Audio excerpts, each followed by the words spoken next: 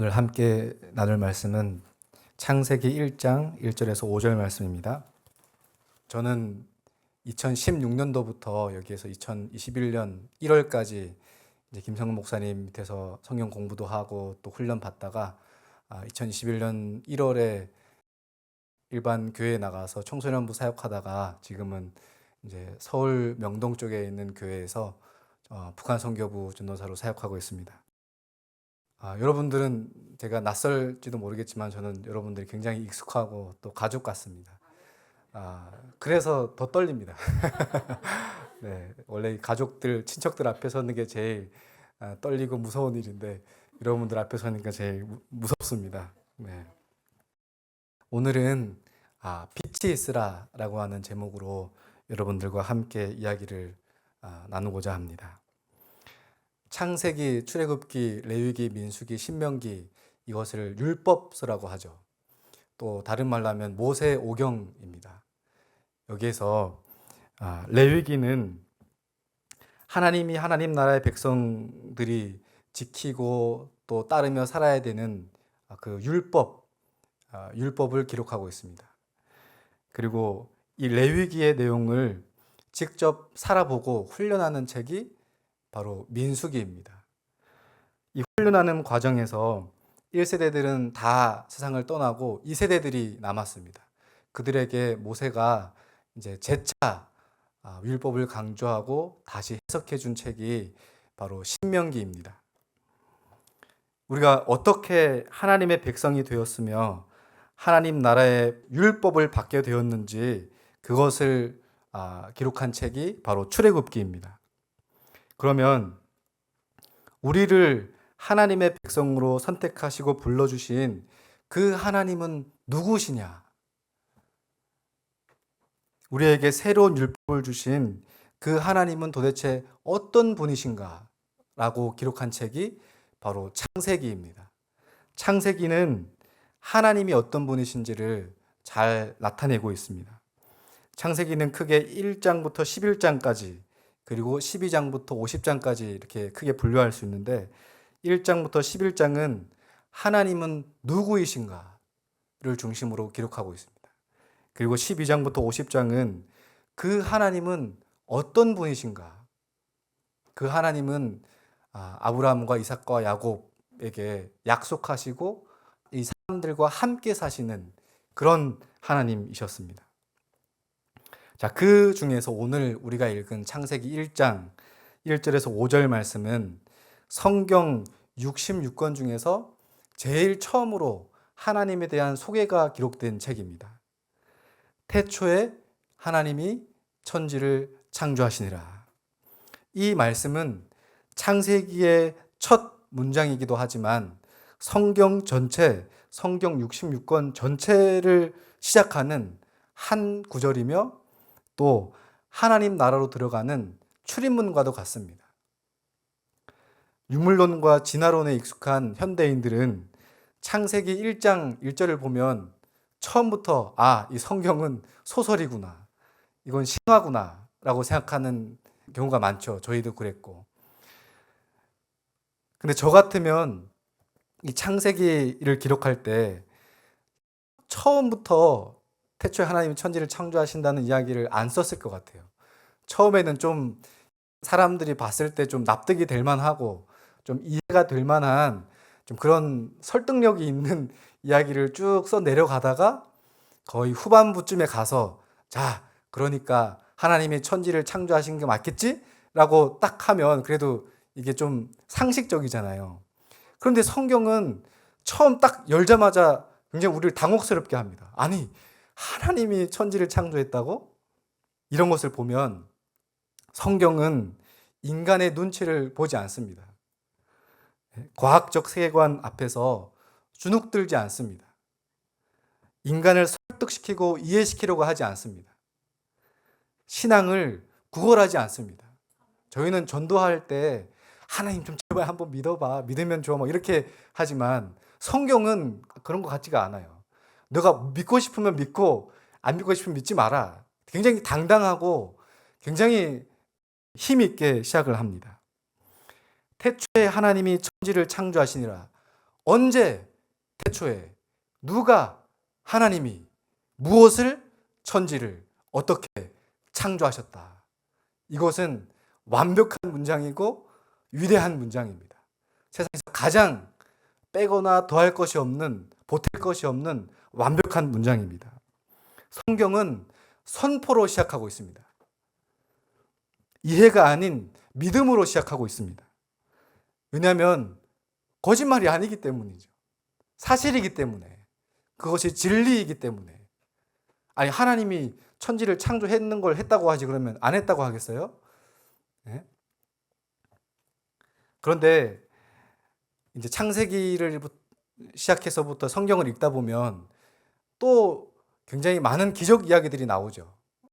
바다가 갈라졌다는지, 여호수아가 해에게 명령했더니 해가 멈췄다는지, 예수님이 막 물리를 걸었다든지, 뭐 오병이어 기적, 이런 것들은 사실 인간의 상식과 이성으로는 과학적인 세계관을 가지고 있는 현대인들에게는 굉장히 전설과도 같은, 옛날에 저희가 북한에 있을 때 그 옛말 듣던 그런 옛말과도 같습니다. 왜 그렇게 느껴질까요? 왜 기적 이야기가 안 믿겨질까요? 그것은 창세기 1장 1절이 안 믿어지기 때문이에요. 우리가 다 암송하고 달달달 외우지만 진짜 내 신앙을 점검해 보면 우리는 창세기 1장을 잘 안 믿기 때문에, 그래서 그 기적 이야기들이 안 믿어지는 것입니다. 그런데 만약에 이 창세기 1장 1절이 진짜 마음으로 믿어지고 공감이 되고 받아들여진다면 기적을 행하지 못하는 것 더 이상한 거 아니에요? 하나님이 그런 기적을 행하지 못하는 것이 더 신기한 기적이죠. 2절 말씀 함께 합독하시겠습니다. 땅이 혼돈하고 공허하며 흑암이 깊음 위에 있고 하나님의 영은 수면 위에 운행하시니라. 아멘. 여기서 혼돈하다 할 때 히브리어는 토후라는 단어를 쓰고 있습니다. 이것은 황폐한 것, 메마른 것, 황량한 것, 헛된 것, 무가치한 것이라는 뜻을 가지고 있습니다. 또 공허할 때 이 보후라는 말은 원래는 채워져 있어야 되는데 아무것도 채워져 있지 않는 텅 빈 상태, 그것을 이야기하고 있습니다. 그러니까 혼돈과 이 공허는 마치 건물이 와르륵 무너져 내려가지고 거기에 철근과 콘크리트, 뭐 나뭇가지, 유리 조각들이 완전히 산더미처럼 쌓여 있는, 거기에서 어떤 것 하나도 사용할 수 없는 그런 황폐한 것, 피폐한 것을 이야기합니다. 저희가 6.25 전쟁 때 종종 사진을 보면 우리 온 나라가 초토화가 되었죠. 폭탄을 맞아서. 근데 어머니가 아기들을 안고 그 황폐화된 그 무지더미에서 울고 있는 모습들을 본 적이 있습니다. 그런데 여기에서 혼돈하고 공허하다, 그것은 바로 그렇게 아무것도 볼 것 없는 먼지만 풀풀 나는 그런 상태를 이야기합니다. 그런데 거기에다 더 흑암까지, 끝이 없는, 깊이를 알 수 없는 그런 심연의 흑암도 그 상황을 덮고 있는 것입니다. 혼돈하고 공허하며 흑암이 깊음 위에 있는 이 상태는 하나님께서 본격적으로 창조 사역을 시작하기 전 단계, 그러니까 무에서 유가 창조된 바로 그 직후 원시 지구의 상태를 이야기하고 있습니다. 그런데 오늘 2절에서 보면 가만히 이 본문을 보면 과거형이 아니고 현재 진행형입니다. 땅이 혼돈했었고 공허했으며 흑암이 깊음 위에 있었고 하나님의 영은 수면 위에 운행했었다라고 기록하지 않고 땅이 혼돈하고 공허하며 흑암이 깊음 위에 있고 하나님의 영은 수면 위를 운행하시니라. 지금 현재도 일어나고 있다는 사실입니다. 분명히 천지 창조는 하나님의 그 7일 만에 말씀으로 다 완벽하게 창조가 된 것이 맞습니다. 어거스틴이라고 하는 사람은 하나님의 이 창조를 이렇게 설명을 했더라고요. 하나님으로부터 척도와 형태와 질서가 유래하고 크기와 질과 무게가 유래하고 어떤 종류나 어떤 가치를 막론하고 자연의 모든 본질이 그분으로부터 유래했다. 그분은 하늘과 땅, 천사와 인간은 물론 가장 작고 보잘것없는 생물의 내장까지도, 그리고 새의 깃털과 풀의 꽃과 나무의 꽃에도 조화와 일종의 화목을 주셨다. 하나님께서 일주일 동안 창조하신 그 창조 세계는 이렇게 완벽했다는 거예요. 제가 고향에 있을 때 이제 여기처럼 뭐 PC방도 없고 뭐 놀거리가, 오락거리가 많이 없으니까 주로 강이나 산에 가서 놀았거든요. 근데 그때 개구리들을 많이 잡았어요. 그 개구리를 잡아서 이렇게 막 뭐 해체도 분해도 시켜보고 뭐 그렇게 놀았었는데, 그 개구리의 내장들을 보면 굉장히 섬세하고 교묘하고 작아요. 그런데 오늘 이 어거스틴이 얘기하는 이 하나님의 창조는 그렇게 개미 혹은 개구리처럼 작고 미세한 그런 생물들부터 시작해서 온 우주 만물을 하나님께서 창조하셨다는 거예요. 이것이 바로 하나님의 창조인 것입니다. 그러나 하나님이 세상을 치유하시고 회복하시고 구원하시는 하나님의 구속사적인 창조는 지금 이 순간에도 현재 진행형으로 이루어지고 있는 것입니다. 이 세상에서 천지 만물은 이미 다 하나님께서 완벽하게 창조하셨지만 지금 우리는 여전히 회복해야 되고 살아나야 되고 치유받아야 되고 구원받아야 되는 것입니다. 그렇기 때문에 2절에서는 지금 현재형으로 이야기하는 것입니다. 혼돈하고 공허하고 흑암이 가득하며 하나님의 영은 수면 위를 운행하셨다. 지금 수면 위를 운행하고 계시는 것입니다. 2절 후반부에서 보면 하나님의 영은 수면 위를 운행하시니라. 땅이 혼돈하고 공허하고 흑암이 가득했지만 하나님의 영은 그 순간에도 수면 위를 운행하시니라. 여기서 운행한다는 뜻은 날개를 퍼득거린다, 혹은 떨리다, 너풀거리다, 품에 품는다는 뜻입니다. 이것을 조금 그림으로 표현을 하면 암탉이 날개를 펴고 알을 자기 품속에다 놓고 계속 굴리는 겁니다. 그 상태가 바로 운행하신다는 뜻입니다. 그리고 여러분들 혹시 독수리가 나는 걸 봤는지 모르겠는데, 독수리는 자기 새끼가 한가운데 있으면 이 새끼가 이제 나는 훈련도 해야 되고 혼자 살아남는 법을 배워야 되잖아요. 근데 혼자 두면 위험하니까 이제 독수리 위에서 어미 독수리가 그 새끼 독수리를 가운데 두고 위를 이렇게 날개짓을 하면서 날아요. 떠나지 않고. 언제든지 그 새끼가 위험하면 바로 가서 이렇게 도와줄 마음으로. 그것이 바로 운행하신다는 뜻입니다. 운행한다는 것을 조금 더 설명을 드리면, 엘리야 선지자를 다 아시죠? 엘리야 선지자는 능력의 선지자였어요. 말씀으로 하늘을 닫기도 하고 열기도 하는, 기도로 불덩어리도 막 떨어뜨리고 비도 내리게 하는 그런 위대한 선지자였습니다.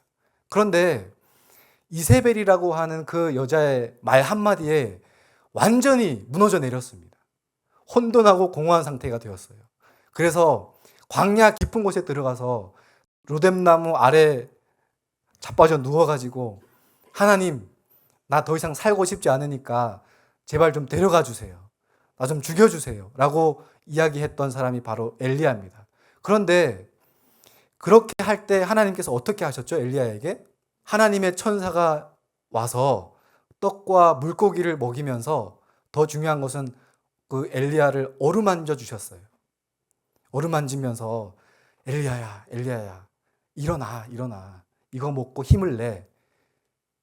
그렇게 하나님은 엘리야를 어루만져 주셨어요. 그 어루만짐이 바로 운행하시는 것입니다. 근데 엘리야는 너무 탈진이 돼서 침체가 와서, 하나님 귀찮으니까 좀 저 깨우지 마세요 하고 계속 또 잠을 자요. 그러면 하나님은 그래 너 혼자 알아서 해라 하고 내버려 두신 것이 아니고 또 다시 찾아와서, 수차례 찾아와서 떡과 물고기를 주면서 계속 어루만집니다. 그 하나님의 어루만지심, 이것이 바로 운행하시는 하나님입니다. 마치 어미 독수리가 자기 새끼를 보호하기 위해서 그 주위를 원을 그리면서 비행하듯이, 또 암탉이 알을 품듯이, 그렇게 하나님은 혼돈하고 공허하고 흑암이 가득한 이 세상 가운데, 또한 우리의 인생 가운데, 삶 속에 하나님께서 우리의 삶을 가운데다 두고 운행하고 계신다는 사실, 하나님께서 저희들을 만지고 어루만져 주신다는 그 은혜를 다시 한번 기억하고 회복하기를 바랍니다. 그런데 우리는 이 하나님의 운행하심을 만나고 체험하고 살지만, 그런데 우리는 넘어질 때가 많이 있습니다. 마치 나 혼자인 것처럼, 나는 고아인 것처럼, 그렇게 또다시 깊은 어둠 속에 혼자 있을 때가 많이 있습니다. 그런데 그럴 때마다 우리가 기억해야 될 사실은, 나는 지금 그 창조의 과정에 있다는 사실입니다. 나는 창조의 결과물이 아니고 나는 지금 창조되어 가고 있는 과정이다 라고 하는 것입니다. 하나님은 우리를 그렇게 혼돈하고 공허하고 흑암이 가득한 그곳에 혼자 두시지 않으십니다. 우리를 끝까지 책임져 주시고 보호해 주시고 지켜 주십니다. 이사야서 65장 17절에 보면, 보라, 내가 새 하늘과 새 땅을 창조하고 있는 중이다. 이전 것은 기억되거나 마음에 생각나지 아니할 것이라. 또 계시록 21장 1절에 보면, 또 내가 새 하늘과 새 땅을 보니 처음 하늘과 처음 땅이 없어졌고 바다도 다시 있지 않더라. 하나님은 이렇게 이 세상을 비롯한 우리의 인생을 다시금 새로운 창조로 이끌어가고 계시는 것입니다. 지금은 비록 내 모습이, 내 상황이, 내 조건이 혼돈하고 공허하고 흑암이 가득한 그런 상황에 있을지라도 꼭 기억해야 될 것은, 하나님은 우리를 그렇게 그냥 내버려 두시지 않는다는 사실입니다. 하나님은 수면 위에 운행하고 계신 줄 믿으시길 바랍니다. 3절 말씀 함께 읽겠습니다. 시작. 하나님이 이르시되 빛이 있으라 하시니 빛이 있었고. 우리가 힘들 때 옆에 누군가가 함께 있는 것만으로도 힘이 되고 위로가 될 때가 있습니다. 그런데 그것은 근본적인 해결책은 못 돼요. 그냥 순간의 어떤 감정의 그런 위로는 받을 수 있겠지만, 그런데 오늘 말씀에서는 하나님이 우리 삶 가운데 운행하시고 계신 그 목적과 이유가 나타납니다. 그 이유가 무엇입니까? 빛이 있으라 하시니 빛이 있었고. 하나님은 우리의 삶 가운데, 이 세상 가운데 빛을 창조하시기를 원하고 계십니다. 빛을 창조하시기 위해서 그 수면 위를 운행하고 계셨던 것입니다. 하나님께서 황폐한 것, 황량한 것, 헛된 것, 무가치한 것들에게 말씀하십니다. 텅 비어있는 것들에게 말씀하십니다. 흑암으로 가득한 우리 삶과 이 세상 가운데 하나님께서 말씀하십니다. 무엇이라고요? 빛이 있으라고 말씀하십니다. 하나님은 길게 말씀하시지 않으시는 것 같아요. 보통 기도하다 보면 나는 길게 주저리 몇 시간 이야기하지만, 하나님은 딱 한 문장 혹은 한 단어로 하나님 말씀하실 때가 많이 있는 것 같습니다. 하나님의 그 딱 한마디면 충분합니다. 하나님은 왜 빛이 있어야 되는지, 어떻게 빛이 있어야 할 것인지, 그 빛을 어디에 둘 것인지, 이런 것들을 마치 우리가 상사에게 보고하듯이 누군가에게 보고하고 그 결제를 기다리시는 분이 아닙니다. 하나님은 스스로 계시는 분이시기 때문입니다. 하나님은 혼자서 빛이 있으라 말씀하시면 그 즉시 빛이 나타나는 것입니다. 개개인의 삶 속에 하나님은 빛을 창조하여 주시고, 또 우리나라와 민족 가운데도, 저 흑암으로 가득 덮인 우리 북한 땅 가운데도 하나님은 빛을 창조하시는 줄 믿으시길 바랍니다. 근데 여기에서 하나님이 창조하신 이 빛은 해와 달, 별들과 같은 그런 광명체들이 아닙니다. 그런 것들은 네 번째 날에 만들어지거든요. 하나님께서 여기에서 창조하신 이 빛은 빛의 근원, 빛의 속성, 빛의 본질, 빛을 빛되게 하는 것, 그것이 바로 첫째 날 하나님께 창조하신 그 빛의 사역이었습니다. 그 빛은 살리는 빛, 치유하는 빛, 회복하는 빛, 생명의 빛, 진리의 빛, 자유의 빛입니다. 근데 현실을 보면 지금은 이런 빛이 필요한 것이 아니고 광명체가 필요하거든요. 해가 필요한 것 같고 달이 필요한 것 같고 달과 별들이 필요한데 하나님은 그런 광명체들을 만드시기 전에 전혀 다른 빛을 창조하고 계십니다.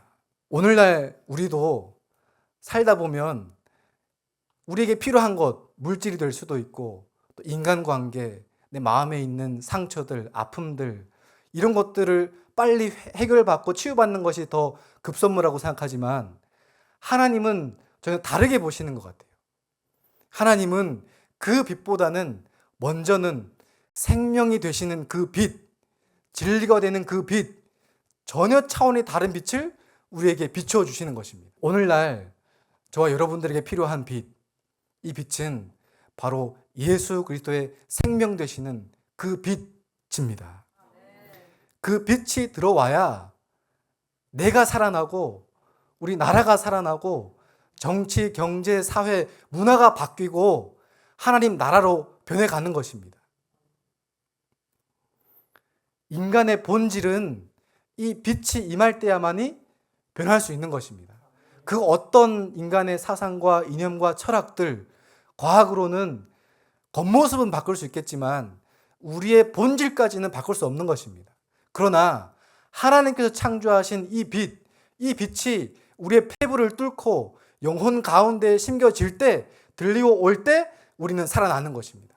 우리가 변하는 것입니다. 바울은 원래 예수 믿는 사람들을 핍박하고 죽이는 사람이었습니다.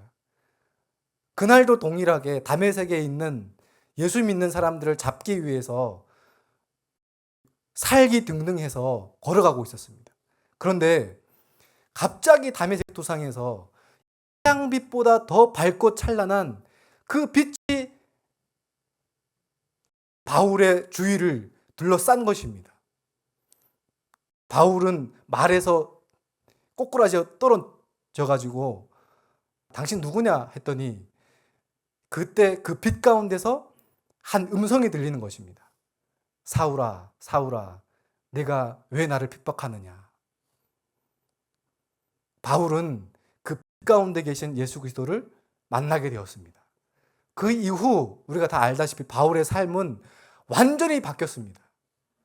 죽이던 사람에서 살리는 사람, 때리고 죽이고 괴롭히던 사람에서 치유하고 회복하고 복음을 전하는 그런 사람으로 변한 것입니다. 그것이 바로 빛의 역사인 것입니다. 하나님은 그 빛을 지금 현재 저와 여러분들 가운데, 우리나라와 이 민족 가운데, 열방 가운데 창조하고 계시는 것입니다. 하나님은 말씀으로 이 빛을 창조하셨습니다. 빛이 있으라 하시니까 빛이 있었습니다. 그리고 그 빛을 하나님은 어둠과 이 빛으로 나누시고 또 낮이라 부르시고 밤이라 부르셨습니다. 이것이 바로 첫째 날의 창조였습니다. 근데 오늘 저희가 읽은 이 본문부터 천지 창조가 완성이 되는 거기까지 우리가 본문을 보면 빼놓지 않고 표현하는 그 표현이 있습니다. 매일마다, 그러니까 첫째 날, 둘째 날, 셋째 날, 모든 날 창조의 날에 빠지지 않는 한 표현이 있습니다. 그게 무엇일까요? 저녁이 되고 아침이 되니 또 좋았더라. 네. 또 어떤 표현이 있을까요? 이 말씀은 여섯째 날까지 빼놓지 않고 등장합니다. 그것이 바로 하시니 그대로 되니라. 하시니 그대로 되니라는 것입니다. 하시니 그대로 되는 것이 바로 하나님의 말씀입니다. 하나님의 말씀은 하시면 그대로 되는 것입니다. 빛이 있으라 하면 빛이 생기고 그 빛이 하나님 보시기에 좋았더라. 있으라고 해서 있었고 생겨났다. 그런데 누가 뭐라고 하겠습니까? 하나님의 말씀은 이런 말씀인 것입니다. 우리가 하나님의 말씀을 공부하고 배우고 신학을 공부하는 그 이유와 목적은 내 말은, 이 세상에 있는 사람들의 말은 그 어떤 사람도 하면 그대로 되는 말이 없습니다. 그러나 하나님의 말씀은 하면 그대로 되는 말씀이기 때문에 우리가 하나님의 말씀을 배우는 것입니다. 알려고 하는 것입니다. 그 하나님의 말씀이 우리 삶 가운데 이루어질 때 우리는 그 능력으로 이 세상을 살아가는 것입니다. 그 능력을 붙잡고 우리는 날마다 하나님과 함께 동행하면서 우리 주변에 있는 사람들을 도와주고 이 세상을 하나님 나라로 변해가는 그런 사역을 하는 것입니다. 하나님의 말씀이 없으면 우리는 사역할 수도 없고 사역뿐만 아니라 사실 살아날 수도 없는 것입니다. 이 시간 하시면 그대로 되니라, 이 말씀이 저와 여러분들의 삶 가운데 그대로 이루어지길 바랍니다. 저는 이제 아들을 셋을 키우거든요. 그런데 저도 이제 우리 아들에게 말을 많이 하거든요. 근데 저는 말은 많이 하지만 그 말을 지킬 능력이 거의 없어요. 뭐 아빠가 나중에 이거 좀 사줄게, 너가 이거 하면 이렇게 해줄게, 내가 이런 거 약속은 많이 하지만 그 약속을 지킬 수 있는 힘이 없어요. 어떨 때는 어길 때가 더 많아요. 그러나 하나님 아버지의 말씀은 하시면 그대로 되는 것입니다. 약속하신 것을 하나님은 끝까지 지키시는 것입니다. 우리를 지켜주시고 보호해주시고 책임져 주는 것입니다. 복음이 무엇입니까, 여러분? 복음. 우리가 복음을 많이 이야기하죠. 기쁜 소식. 예수님이 나를 위해서 십자가에 달려 돌아가시고 죽으심으로 해서 내가 다시 살아나는 그 구원의 소식. 그런데 이 복음이 왜 오늘 현재 이 세상 가운데, 우리 사회 가운데, 우리 삶 가운데 왜 역사가 안 일어날까요? 그 복음을 막 계속 매일마다 듣는데 왜 능력이 안 나타날까요? 그것은 복음을 우리가 너무 거창하게 생각하는 그 이유 때문이라고 생각해요. 복음을 요즘 현대말로, 우리말로 다시 풀어서 얘기한다면 복음은 하나님이 우리를 책임져 주겠다는 소식입니다. 이 세상에서뿐만 아니라 저 세상에서까지 하나님께서 영원히 나와 함께 해주시고 나를 지켜주시고 보호해주시고 나를 책임져 주겠다는 것입니다. 그 어떤 사람이 우리를 책임져 줄 수 있겠습니까? 말하는 사람도 사라지고 먼지가 될 사람들이에요. 돈이 우리를 책임져 줄까요? 직장이, 내 스펙이? 물론 그런 것들 다 우리가 살아갈 때 필요합니다. 그러나 궁극적으로 우리의 삶을 책임져 주시고 우리를 끝까지 영원히 보호해주고 지켜주시는 것은 바로 하나님밖에 없는 것입니다. 하나님은 이 세상에서뿐만 아니라 저 세상에서까지 영원히 책임져 주시는 것입니다. 이것이 바로 복음인 것입니다. 근데 탈북해서 오시는 분들은 북한에 있을 때는 김일성이 나를 책임져 준다고 생각했거든요. 당이 내 운명을 책임져 준다고 생각했거든요. 그런데 모든 그 체계가 허물어진 것입니다. 고난의 행군 만나면서 위대한 수령이 죽을 수 있네? 당이 나를 책임주지 않네? 그러면서 그동안 쌓아왔던 내 삶의 이념과 사상과 철학이 완전히 혼돈하고 공허한 상태가 된 것입니다. 그 상태로 여기에 옵니다. 한국에. 그러면 한국은 자본주의잖아요. 제가 케어하는 청년들도 전도사님 여기는 자본주의니까 저는 돈을 많이 벌고 싶어요. 물론 돈이 필요하지만 우리가 진짜 필요한 것은 하시니 그대로 되니라. 이 말씀.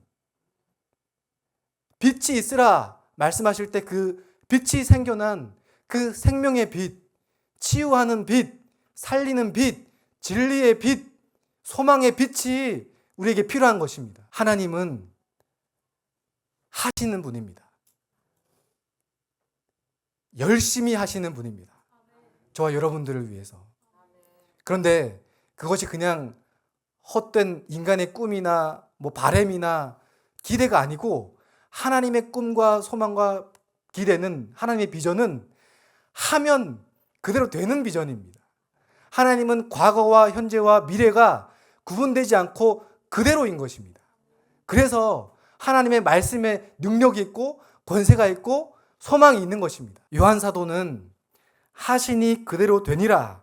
이 하나님의 말씀이 육신이 되어 우리 가운데 거하시니. 예수님의 공생의 사역은 말씀의 사역이었습니다. 하시니 그대로 되니라. 이 말씀이 살아서 막 움직이는 것입니다.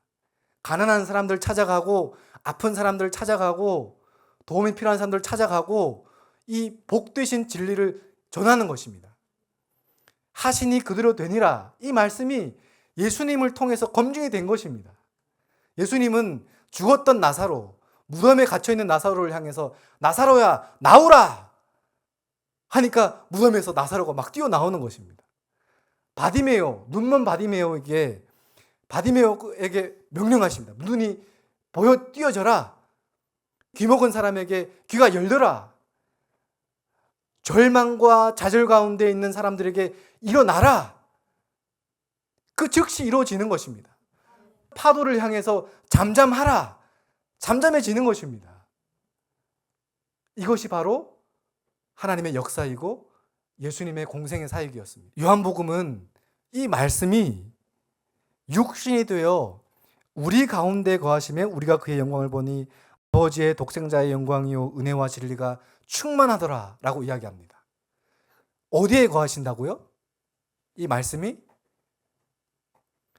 이 하시니 그대로 되니라.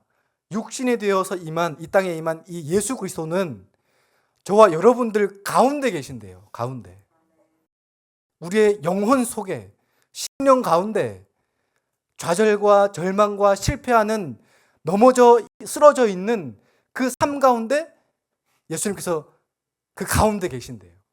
또한 저와 여러분들 이 모임 가운데 하나님께서 계신다는 거예요. 예수님께서 함께 하신다는 거예요. 그런데 문제는 왜 이 말씀이 성경에서는 아주 거창하고 잘 이루어지는데 현실에서는 잘 안 이루어지냐는 것이에요. 분명 하나님의 말씀은 하시니 그대로 되는 말씀이고 예수님도 그렇게 사역을 해 오셨는데 왜 저와 여러분들의 삶 가운데는 안 이루어지냐는 것이에요. 왜 이 세상은 점점 더 공허하고 허무하고 혼돈하고 흑암으로 점점 더 깊어지냐는 것이에요.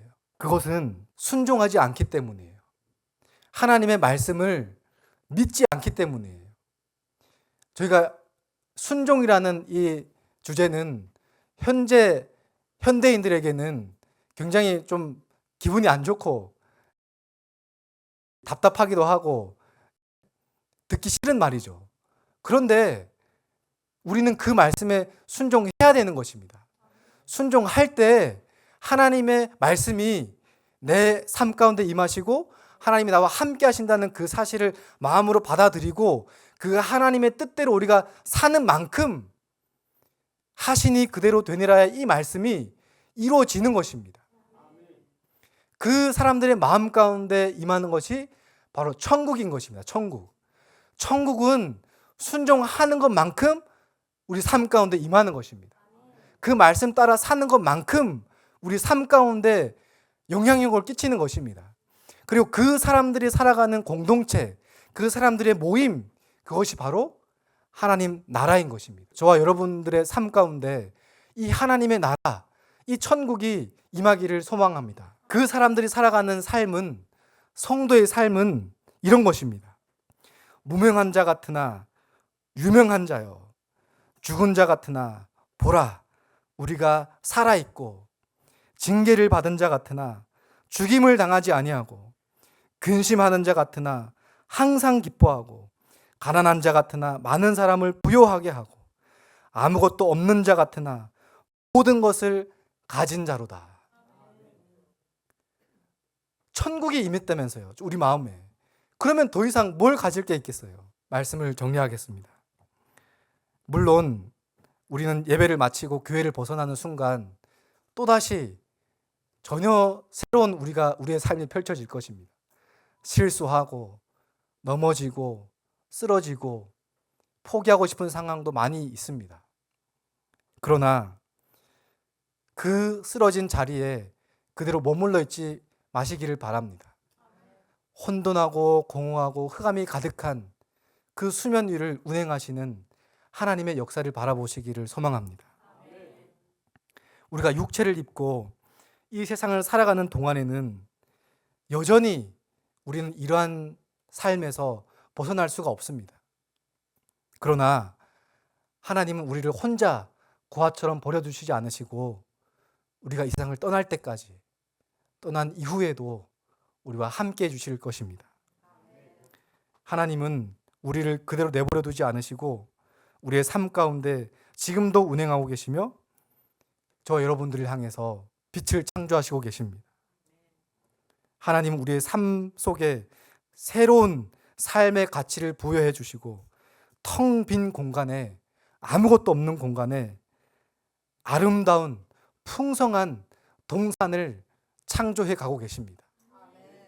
그리고 언젠가 이 창조의 역사가 마치는 날 하나님께서 저와 여러분들을 부르시면서 이제는 나와 같이 안식하자, 수고 많았다고 우리를 불러주시며 우리와 영원히 안식하실 그 하나님을 바라보면서 그 하나님의 말씀 붙잡고 함께 동행하며 살아가는 저와 여러분들 되었으면 좋겠습니다. 기도하겠습니다. 하나님 아버지, 이 시간 우리 삶 가운데 빛을 창조하여 주시옵소서.